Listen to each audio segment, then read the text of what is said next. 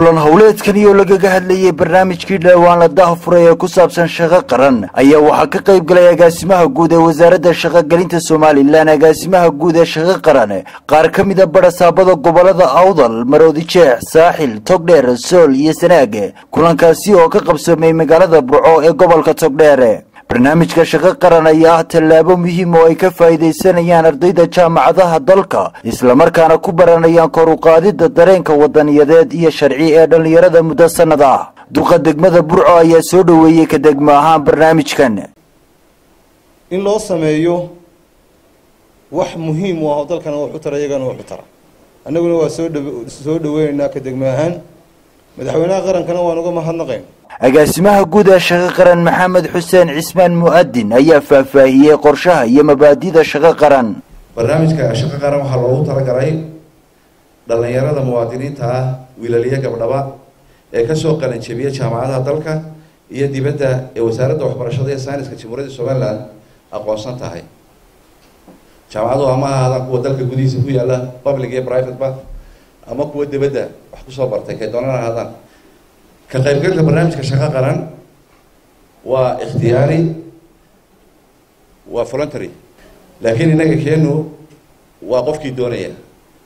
waa voluntary qofkii isagu diyaar u ah ee raba inuu ka qayb qaato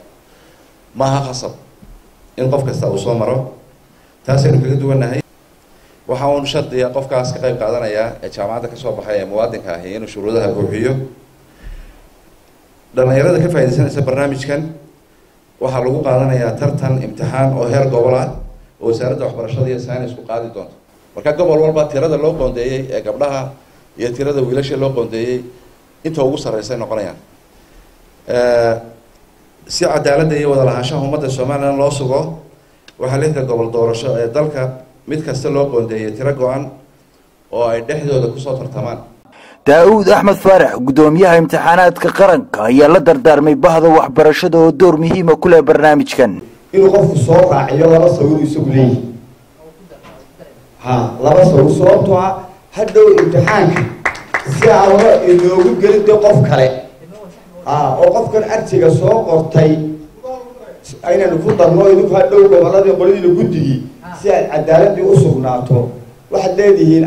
artiga keensanaya laba sawirna keen agaasimaha guud ee wasaaradda shaqada iyo arrimaha bulshada Axmed Aadan Ilkacsi ayaa tilmaamay howlaha kale ee barbar socda barnaamijyadan iyo muhiimadda shaqo qaran waxa socdo walaal barnaamijka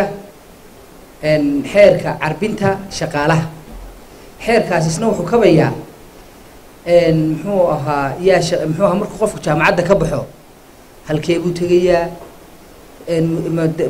kumbanigu tagayo wasaaraddu tagayo muddadu la joogayo waxay barayaan bas miyay siinayaan xaq muxuu ugu leeyahay waxa kaloo imika wasiirkii wafdi ay hogaaminaysa Addis Ababa ugu maqan tahay in la soo eego xeerka howlgabka qaranka barasaabada iyo isuduwayaasha goboladu wada shaqeeyaan oo barasaabka dhammaanteen isuduwayaasha goboladu ku xidhmaan wasaaradaheena wada shaqeeyaan oo hal government one system ay noqono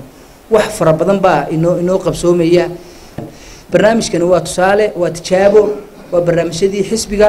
waa barnaamijyadii mataqaanaa aynu madaxweynaha ku dooranay mid kamid ah oo u baahanaya inaynu ka midho dhalino Cabsaaq Faarax Cabdilaahi TV-ga qaranka Soomaaliland Burco